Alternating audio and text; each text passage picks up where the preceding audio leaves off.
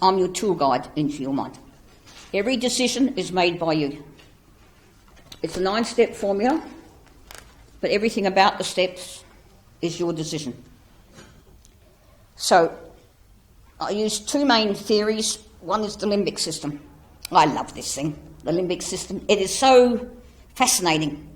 And a lot of the information has only come out since about 1996 with Professor Van der Kolk having his Vietnam vets have their flashbacks in the PET scan. Then he had his rape victims, because the women were saying, we've got these symptoms. He said, you haven't been to war. So he listened to the women and put them in the PET scans, and then accident victims. He said they were very brave. He got them actually to have their flashbacks under the PET scan so they could trace where the trauma memory goes in the brain. And it was only after that did they find it went into the limbic system.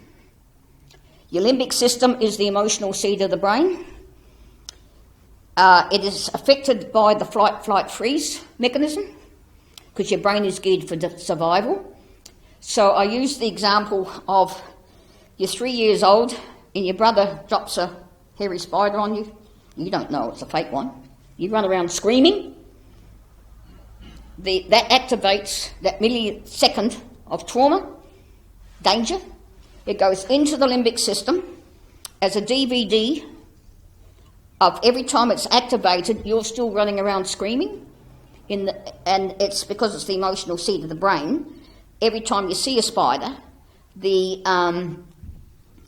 hormones come through and they can get stronger and stronger. And in the end, you can have phobias on spiders or dogs or whatever because of the trauma involved. Another thing they've found out is one that only sees in pictures. The limbic system does not know there's a language in the brain, so it's all pictures. And it doesn't have time. So if you were scared of the spider at 3 and you're 93, you've still got the fear because it's geared for survival.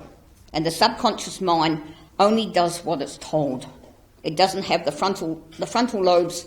You're making decisions, you're doing anything. The subconscious mind does what it's told. So I say to people, be very careful what you say. Like, I'm stupid, I'm an idiot. I said, now, stop saying that, because your subconscious mind's believing you. So, I